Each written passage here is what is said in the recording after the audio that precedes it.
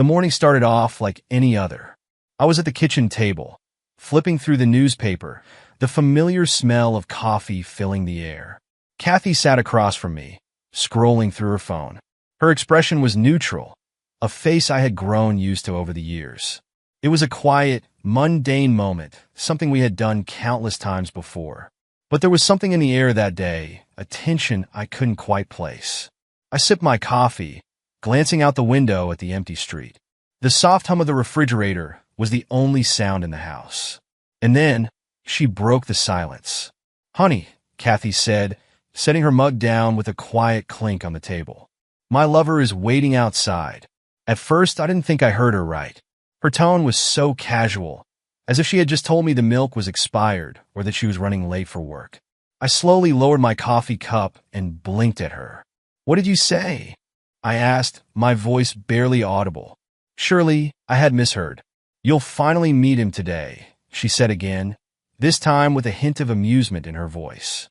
"Come over and say hi to him." My body went cold. The words hung in the air, surreal and disorienting. I looked into her eyes, searching for any sign of guilt, any flicker of emotion that might reveal she was joking. But there was nothing. Her face remained impassive, as though she had simply stated a fact. I glanced toward the window, and there it was, a sleek, black sports car parked by the curb. The engine idled quietly, the polished chrome glinting in the morning light. The reality of it hit me hard. She wasn't bluffing. This wasn't a cruel prank or some twisted test. I turned back to Kathy, feeling the anger rising in me, my fists clenching involuntarily under the table. "If he steps on this property," I said, my voice low and tight, "he'll be in trouble for trespassing." Kathy shrugged, as if I had just warned her about a parking ticket. She stood up slowly, brushing imaginary lint off her dress. "Then I'll meet him outside," she said, her tone indifferent, as if my words carried no weight. I stood up abruptly, the chair scraping against the hardwood floor with a loud screech. The surge of rage and disbelief coursing through me made it hard to speak. My throat tightened as I forced the words out, each one laced with venom. "If you walk out that door," I said, my hands trembling slightly at my sides, "you won't be coming back. Our 16 years of marriage will be over." For a brief moment, she paused. Her hand hovered over the back of her chair, her body frozen in place. I could see something flicker across her face, maybe hesitation, maybe a flash of doubt. But it was gone in an instant. She straightened up, smoothed her hair, and met my gaze with cold, detached eyes. With a smirk that sent a chill down my spine, she picked up her handbag and slung it over her shoulder. "Watch me walk away forever, loser," she whispered, her words sharp, cutting deep into me. She turned and strode toward the door, her heels clicking softly on the floor. I stood there, frozen, my chest tight as I watched her walk away without so much as a glance back. The sound of the door clicking shut echoed through the house, loud in the silence that followed, final and absolute. I stood motionless, staring at the closed door, trying to comprehend what had just happened. The woman I had spent 16 years with, the woman I had built a life with, had just walked out like it meant nothing. Like I meant nothing. My mind struggled to catch up, replaying the last few minutes over and over, searching for some clue, some sign I might have missed over the years. But nothing came. I walked over to the window, pulling back the curtain slightly, just in time to see her walk toward the car. The man sitting inside stepped out, tall, well-dressed, wearing expensive sunglasses. He opened the door for her like some kind of chauffeur, and she slid into the passenger seat without hesitation, as if she had done this 1,000 times before. The sight made my stomach churn. The man leaned against the car for a moment, taking off his sunglasses and glancing toward the house, almost as if he expected me to come outside. His gaze lingered, challenging, as if daring me to make a move. I clenched my fists at my sides, my body tense, but I didn't move. I watched as he casually slipped back into the car and revved the engine. They drove off without a second thought, disappearing down the street, leaving nothing but the faint scent of exhaust behind. The quiet settled back over the house, but it felt different now. Heavier. I let the curtain fall back into place and sat down at the table again. The coffee was cold now, untouched, the remnants of breakfast scattered across the table like debris from a storm. I stared at it blankly, my mind numb, still struggling to accept what had just happened. 1 minute, my life was normal routine, and now, everything was upside down. 16 years. 16 years of shared memories, holidays, vacations, fights, and makeups. All of it crumbled in an instant. I thought about the way she had looked at me before she left. So cold, so detached, as though the last decade and a half meant nothing to her. Had it all been a lie? Had she been living a separate life this whole time, pretending to be someone she wasn't? I couldn't stop the questions from flooding my mind, each one more painful than the last. I ran a hand through my hair, trying to calm myself, but the anger and betrayal pulsed through me like a living thing. How long had she been seeing him? How many lies had she told me while she carried on with her affair? I felt like a fool, sitting here blindsided. I should have seen the signs. Maybe I had been too comfortable, too trusting. Maybe I had convinced myself that everything was fine, that the small cracks in our marriage were just part of the natural ebb and flow of a long-term relationship. But now, there was no pretending, no denying what was right in front of me. She had left, without hesitation, without a second thought. And I was alone. The house felt colder, emptier. I had never felt its silence so keenly before. It was as if every sound had been sucked out, leaving nothing but the echo of the door closing behind her. I sat there for what felt like hours, replaying the morning in my head, over and over, the pain deepening with each repetition. Eventually, I stood up, pushing the chair back under the table. I walked to the sink and poured the cold coffee down the drain, the sound of it swirling away, almost soothing in its mundanity. I leaned against the counter, staring out the window at the now empty street. Life was going to be different from now on. I sat at the kitchen table, staring blankly at the empty chair where Kathy had sat just hours earlier. 16 years of my life had been torn apart in a matter of minutes. The silence was oppressive, hanging over me like a weight I couldn't shake. My mind kept cycling through every moment, every memory, trying to make sense of it all. How did it come to this? I had noticed Kathy's distance over the past few months, but I had chalked it up to the usual stresses of life. She worked long hours, and we had both settled into the comfortable monotony of our routine. It was easy to dismiss the lack of intimacy or the occasional coldness in her tone. It never crossed my mind that something was seriously wrong.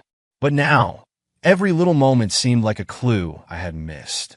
The late nights at work, the sudden interest in dressing up, even when we had no plans, the mysterious phone calls, all of it rushed back, pieces of a puzzle I hadn't even realized existed. I sat there, numb, my mind racing. I thought about the vacations we'd taken, the long weekends away where we laughed, shared secrets, and dreamed about the future. I thought about the small moments, the lazy Sundays on the couch, the shared cups of coffee in the morning, the birthdays and anniversaries. Had it all meant nothing to her? I slammed my fist down on the table, the sound echoing through the empty house. The anger that had been simmering beneath the surface began to boil over. How could she do this? How could she throw away 16 years without a second thought? My phone buzzed, shaking me out of my thoughts. I looked down at the screen. It was Jack, my oldest friend. He was the only person who could understand what I was going through. Jack was a lawyer, sharp, pragmatic, and always brutally honest. I hesitated for a moment before picking up the call. I needed to talk to someone before the weight of it all crushed me. "Hey man," Jack's voice came through, steady and familiar. "What's going on? You sound off." I took a deep breath, trying to keep my voice from shaking. "Kathy's been cheating on me?" There was a long pause on the other end. I could picture Jack's face, his brow furrowed, trying to process what I'd just said. "What?" he finally replied, his voice a mix of disbelief and anger. "How long?" "I don't know," I said, leaning back in my chair. "Months? Maybe longer." She told me this morning, over breakfast like it was nothing. Her lover was waiting outside in his fancy car. Jack swore under his breath. "You've got to be kidding me. After all these years? Jesus, man." I could hear the anger in his voice, mirroring the storm brewing inside me. "I feel like an idiot, Jack," I said, my voice barely a whisper. "I didn't see any of this coming." You're not an idiot, Jack replied, his tone sharp.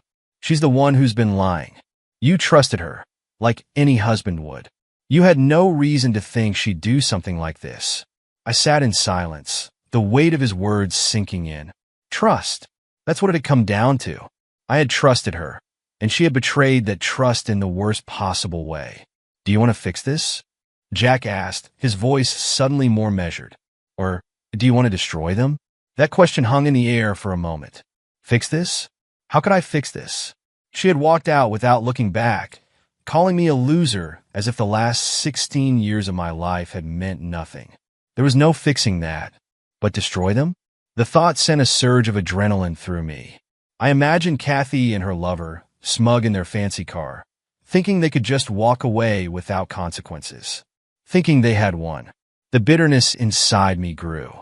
Destroy them, I said, the words coming out more calmly than I expected. There was no hesitation, no second-guessing. I was done being the good guy. Jack sighed. I figured as much. Listen, you don't want to do anything rash. Not yet. Let me handle the legal side. We'll make sure she doesn't walk away with a dime. She thinks she's walking away with everything, I said, my voice harder now. But she doesn't know who she's dealing with. I'll make sure she knows, Jack replied. You focus on keeping your head straight. Don't let her push you into doing something that could hurt your case.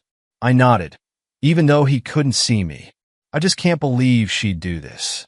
After everything, people change, Jack said. Sometimes they just reveal who they've really been all along. You got to see it for what it is. She's not your responsibility anymore. We talked for a while longer, going over the next steps. Jack promised he'd have divorce papers ready by the end of the week.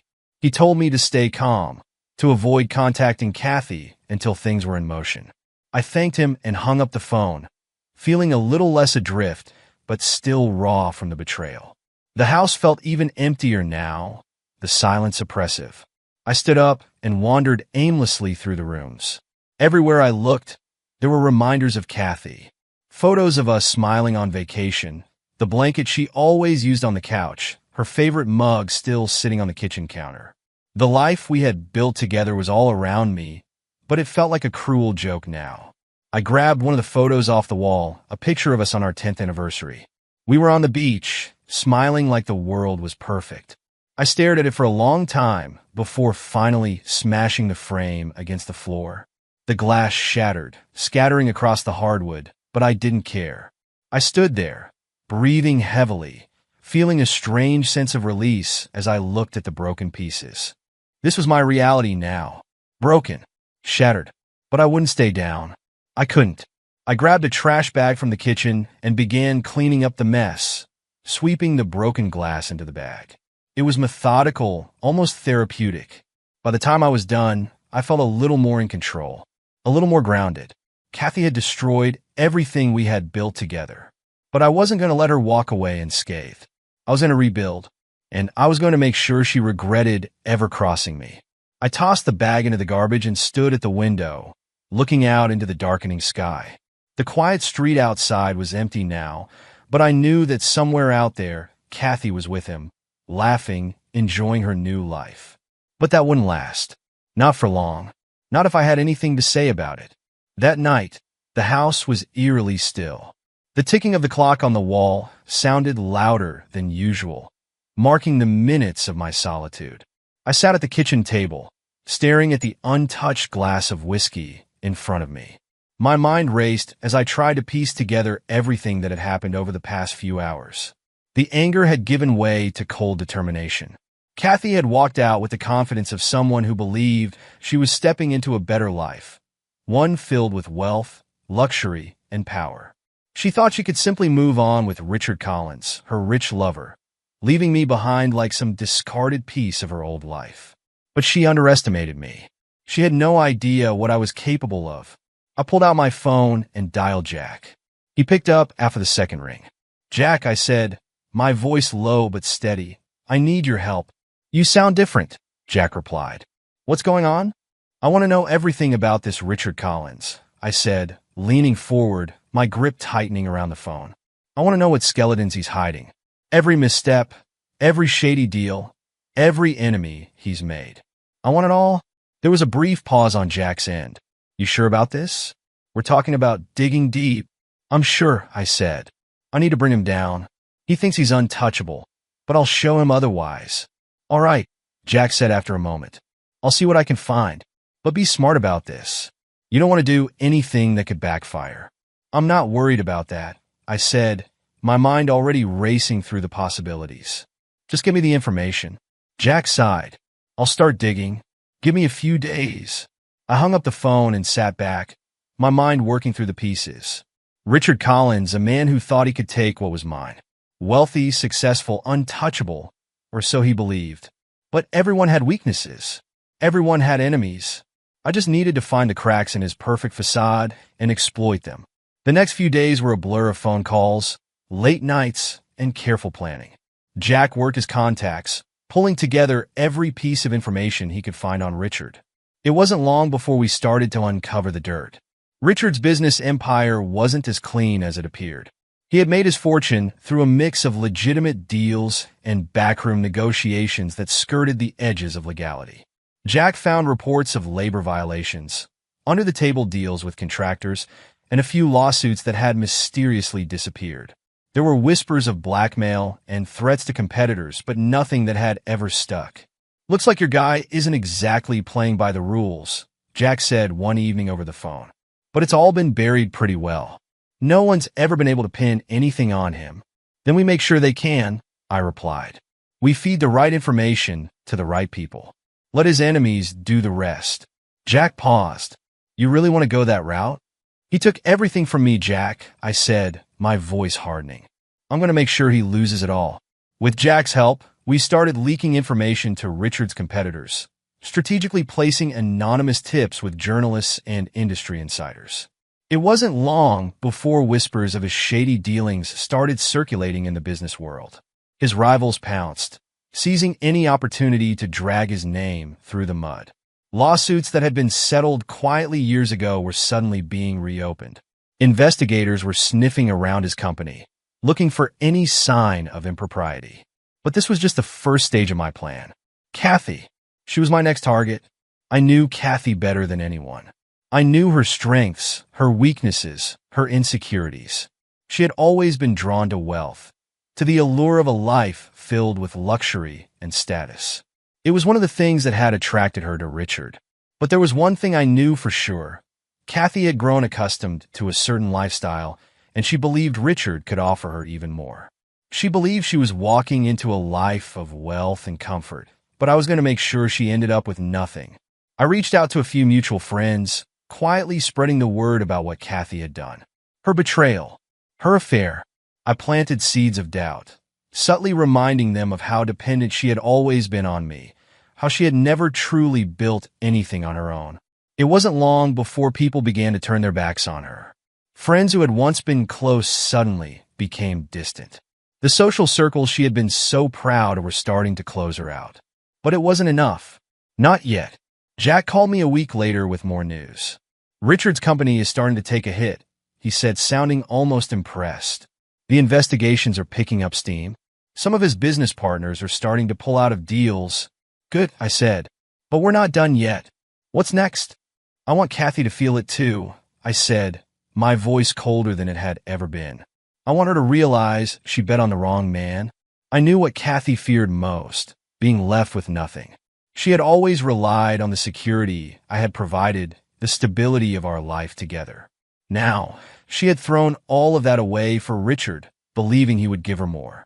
But when his empire crumbled, she'd have nowhere to turn. I moved quickly, freezing our joint accounts before she could access any of the money. I made sure all the assets in my name were locked down, leaving her with nothing but the clothes on her back. And as Richard's business began to unravel, I knew it was only a matter of time before their little fantasy came crashing down. The final piece of the puzzle came when Jack uncovered a personal scandal that Richard had worked hard to keep hidden, an affair with the wife of a major investor. It was enough to cause the investor to pull out of a multi-million-dollar deal, sinking Richard even deeper into trouble. The fallout was swift. Lawsuits piled up, contracts were canceled, and Richard's once thriving business was on the verge of collapse. And Kathy? She had hitched her wagon to a sinking ship. One evening, as I sat in the now empty house, my phone buzzed with a message from Jack. "It's done," the message read. "Richard's finished." I smiled, feeling a strange sense of calm wash over me. It was over. Richard Collins had lost everything, and Kathy was left with nothing. The life she thought she was walking into had crumbled, and she had no one to blame but herself. I stood up, walked to the window, and looked out at the quiet street. The storm had passed, but I knew this was only the beginning. Kathy and Richard had made their choices, and now they were paying the price. Days turned into weeks, and I watched from a distance as Kathy and Richard paraded their affair like a shiny new toy. It didn't take long for their relationship to make its way onto social media. Pictures of expensive dinners, luxury getaways, and fancy cars littered my feed. It was nauseating. The two of them looked like they were living some kind of twisted fairy tale, but I knew better. Behind those carefully curated posts, a storm was brewing, and they were walking straight into it. I kept my distance, monitoring everything without ever confronting them directly. I didn't need to. Jack had already started laying the groundwork, feeding information about Richard's illegal business dealings to the press. It wasn't anything blatant, just whispers at first. A story here, a leaked document there. It didn't take long for the rumors to gain traction. Richard's reputation, once flawless, began to show cracks. Investors started to pull out. A few major contracts were suddenly on hold, pending further investigation. The empire Richard had spent years building was starting to crumble. I had also filed for divorce, making sure the process moved quickly and quietly. Jack worked diligently to ensure that everything was in my favor. Kathy, as far as she was concerned, thought she was walking away with half of everything, our house, our savings, maybe even a spousal support settlement. But she was in for a rude awakening. Jack had found ways to protect my assets, ensuring that Kathy would leave with nothing more than what she had brought into the marriage, which, unsurprisingly, was nothing. The day I handed her the divorce papers, I made sure it was in person. I wanted to see her face when reality finally caught up with her. She came by the house unannounced, as she had a few times since she left. I think, in some twisted way, she wanted me to beg her to come back. She waltzed through the door as if she still lived there, wearing an expensive designer dress I had never seen before, the kind Richard probably bought her. "So, what do you want?" she asked, eyeing me with the same smug confidence she had the morning she left. "You're not seriously trying to talk me out of this, are you?" I didn't respond immediately. Instead, I calmly walked over to the counter and picked up the folder that held the divorce papers. "I'm not here to talk you out of anything, Kathy," I said, handing her the folder. "I'm here to move on." Her eyes flicked down to the papers, and for a split second, I saw a flicker of doubt in her expression. But she recovered quickly, her arrogant smirk returning. "You think this will hurt me?" she sneered, flipping through the pages. "I don't need you or your money. Richard will take care of me." I couldn't help but smile at her misplaced confidence. "Richard, huh?" I leaned back against the counter, crossing my arms. "You really think Richard is going to be around much longer?" Her smirk faltered, but she didn't say anything. The silence hung in the air for a moment before she finally spoke. "Richard is twice the man you'll ever be," she snapped, slamming the folder shut. "He's got more money, more power, more everything. And when this divorce is over, I'll have everything I deserve." I chuckled softly. "Kathy, you have no idea what's coming to you?" She glared at me, her arrogance cracking just a little more. "What are you talking about?" I met her eyes, my smile fading. "Richard's company is under investigation, Kathy. His investors are pulling out, and his business is on the verge of collapse. You've hitched your wagon to a sinking ship." Her face paled. I could see the gears turning in her head, trying to process what I had just told her. But she wasn't ready to believe it. "Not yet. You're lying," she said, her voice wavering slightly. "You're just trying to scare me." I shrugged. "Believe what you want. But don't be surprised when Richard starts distancing himself from you. He's not going to stick around when his world comes crashing down. He'll cut his losses, and you'll be left with nothing." Kathy stood there, frozen for a moment, her confidence visibly shaken. But she wasn't ready to give up her delusion just yet. She straightened her shoulders and tossed the folder back onto the counter. "Whatever," she muttered, turning on her heel. "I'm not listening to this." You're just bitter because I found someone better. I watched as she stormed toward the door, her anger radiating off of her in waves. But before she could leave, I called after her. "Kathy," I said, my voice calm but firm. She paused, her hand on the doorknob, but didn't turn around. "You should sign those papers sooner rather than later. You're not going to get another offer." Without another word, she slammed the door behind her, leaving me standing alone in the quiet house. I picked up the folder from the counter and stared at it for a moment before setting it back down. It didn't matter if she signed today or tomorrow. The wheels were already in motion, and there was no stopping what was coming next. Over the next few weeks, Richard's downfall continued to gain momentum. The press was all over his company's legal troubles, and the lawsuits were piling up faster than he could handle.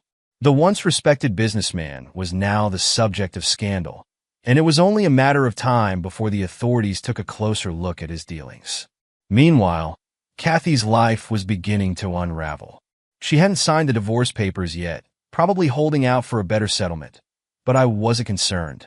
With each passing day, her chances of walking away with anything diminished. Jack had made sure of that. One afternoon, I received a text from Jack. It was simple and to the point. "It's happening." I knew exactly what he meant. Richard's company was officially under federal investigation, and the fallout would be catastrophic. His assets would be frozen, his business partners would distance themselves, and his wealth would evaporate. And Kathy?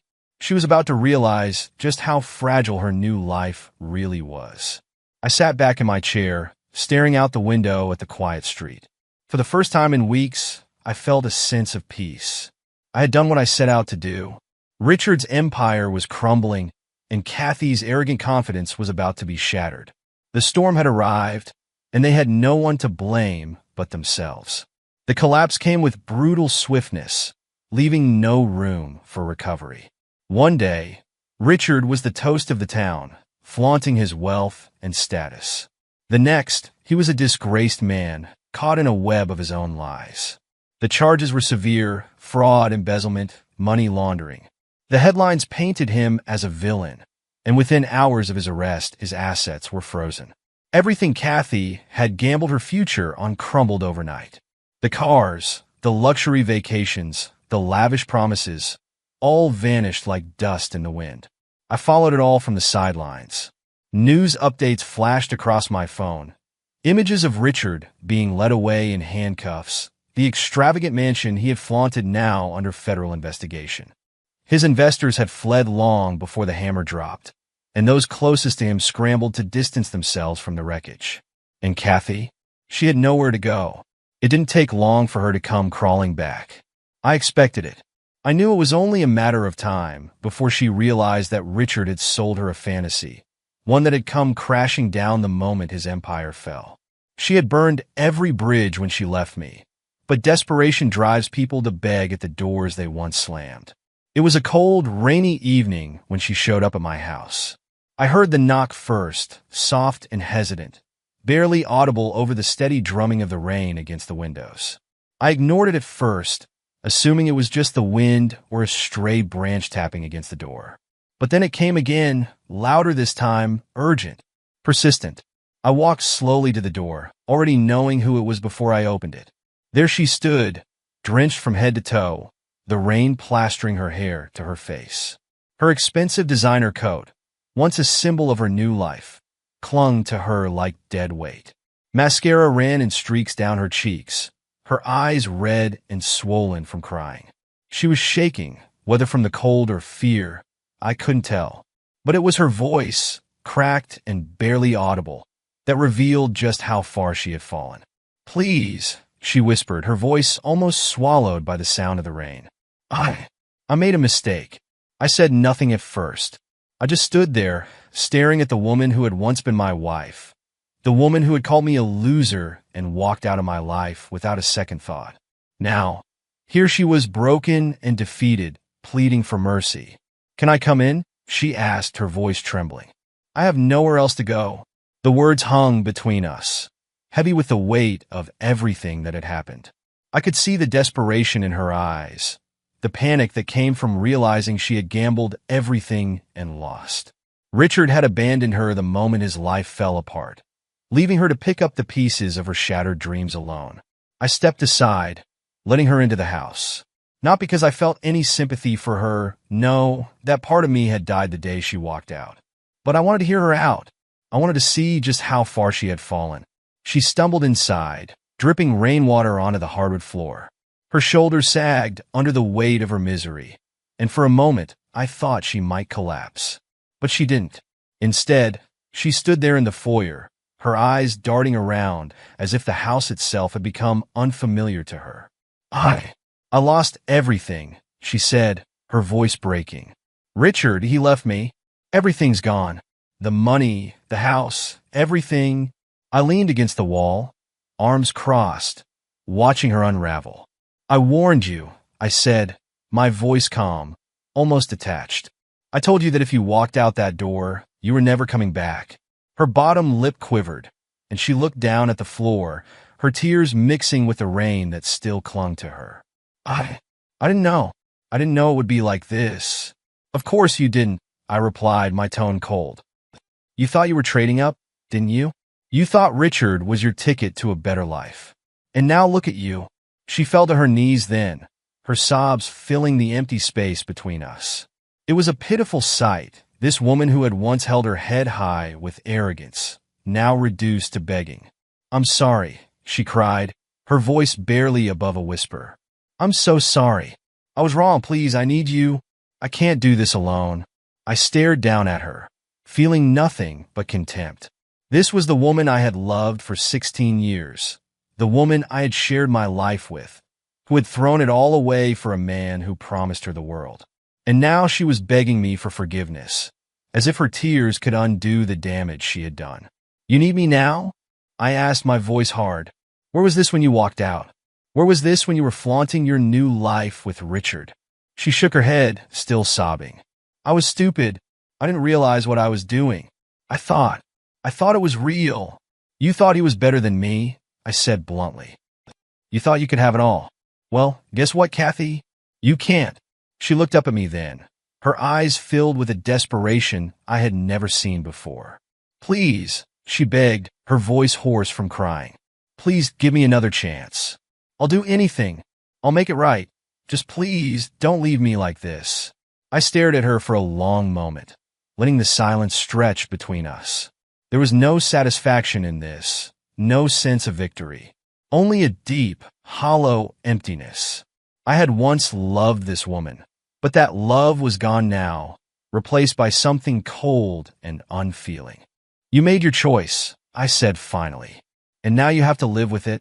With that, I turned away, leaving her kneeling on the floor, sobbing into the emptiness. I didn't look back. I didn't need to. The door clicked shut behind me, muffling the sound of her cries as I walked away, the rain still beating steadily against the windows. As I climbed the stairs to my bedroom, a strange sense of finality settled over me. Kathy had fallen, and there was no saving her now. Not by me, not by anyone. She had gambled everything and lost, and now she had to face the consequences. I lay down in bed, listening to the rain outside, and for the first time in a long time, I felt nothing at all. The months that followed were quieter than I had imagined, yet full of a clarity I hadn't felt in years. The echoes of betrayal still lingered, but the sharp sting had dulled. I didn't need to rush anything. For the first time in a long while, I had time to breathe, time to think, and time to rebuild. After Kathy left that night, I immersed myself in the process of reclaiming my life. I returned to the routines that had once been comforting but neglected, work, hobbies, friendships I had allowed to fade during the last years of our marriage. The old rhythms felt strange at first, but as the days passed, I found solace in them. I moved back into my office at the firm. My colleagues had heard whispers about what had happened, but they gave me space, for which I was grateful. Work became an escape, a way to rebuild my confidence and establish something solid in a world that had once felt like it was slipping away. Jack and I stayed in touch, our bond stronger after all that had transpired. He checked in often, sometimes just for a beer and conversation, other times to remind me that the world had righted itself in ways we hadn't expected. Richard's sentencing had been swift and severe, and it seemed his legal troubles were far from over. A few years behind bars would likely be the least of his problems by the time everything unraveled. "Any word from her?" Jack asked one evening, sipping his beer as we sat on my porch, the warm breeze of late spring carrying the smell of freshly cut grass. "Kathy," I said, leaning back in my chair. I had long stopped thinking about her, but it still felt strange to say her name out loud. "I heard she's been struggling, moving from place to place." "She deserves worse," Jack muttered, shaking his head. "But I guess this is good enough. A little poetic justice, don't you think?" I nodded but didn't respond. It wasn't that I disagreed. What happened to her was the natural consequence of her choices. But sitting there, watching the sun dip below the horizon, I didn't feel the satisfaction I once thought I would. Maybe it was because I had already won. Maybe because I was simply tired of holding on to the anger. Kathy's downfall had been as inevitable as Richard's. The life she had envisioned, full of wealth and excitement, evaporated the moment his empire crumbled. She was left with nothing, just like I had warned her. I heard things through mutual friends, through whispered conversations at the supermarket or passing by in town. She had tried to find work, but it didn't take long for people to connect her to Richard's scandal. Every door she knocked on was quickly slammed in her face. She bounced from one dingy apartment to another, each one smaller, cheaper than the last. Her dreams of living in luxury were replaced by the harsh reality of rent overdue and a pile of bills she couldn't pay. A part of me thought she might try again, come back to me one last time, begging for forgiveness, pleading for a second chance. But she never did. The Kathy I had known, the woman who once walked proudly with her head held high, had become a shadow of herself, lost and drifting. I ran into her once, months after she had left. I was coming out of a hardware store, my hands full of supplies for a project I had started at home. She was across the street, standing in front of a coffee shop, looking down at her phone. She wore a plain, worn-out coat, nothing like the designer clothes she had flaunted when she was with Richard. Her hair was unkempt, her face drawn and tired. For a brief moment, our eyes met. There was a flicker of recognition, but she quickly looked away, hurrying down the street. She didn't want to be seen, and I had no desire to call out to her. Whatever we had once shared was long gone, buried under the weight of her betrayal. As for Richard, the man who had thought he could take everything from me, he was serving his time, his once glamorous empire reduced to nothing more than a footnote in the business world. He would be forgotten, just another cautionary tale of greed and arrogance. And I had no doubt that prison would strip him of whatever pride he had left. One night, as I sat in my quiet home, I found myself thinking about Kathy again. Not in the bitter, angry way I used to, but with a kind of distant sadness. She had been part of my life for so long, and yet now, she was like a ghost. Her choices had led her to ruin, and while it would have been easy to hate her, I found that I couldn't anymore. I had moved on, rebuilt the life she had tried to destroy, and I was content. I had no regrets about how it all played out. In the end, I had taken control, and that was enough. One evening, as I stood in my newly renovated kitchen, the sun setting outside, casting a warm glow through the windows, I felt an odd sense of peace wash over me. The scars of betrayal were still there, but they had faded. Life, with all its twists and turns, had continued, and I had come out on the other side stronger, more certain of who I was and what I wanted. I no longer checked the news for updates on Richard's case. I didn't ask friends if they had seen or heard from Kathy. That chapter was over. The storm had passed, and I had survived it. And now, for the first time in what felt like forever, I could finally live in peace. The quiet of the house no longer felt empty. It felt like home. I sat back in my chair, taking a deep breath, and let the tranquility settle in. There was no more pain, no more anger, no more need for revenge. I had done what I needed to do, and now I could simply enjoy the life I had reclaimed. The world outside kept moving, but for me, everything was right where it needed to be. I had found my peace amidst the ruins, and that was all I had ever really wanted.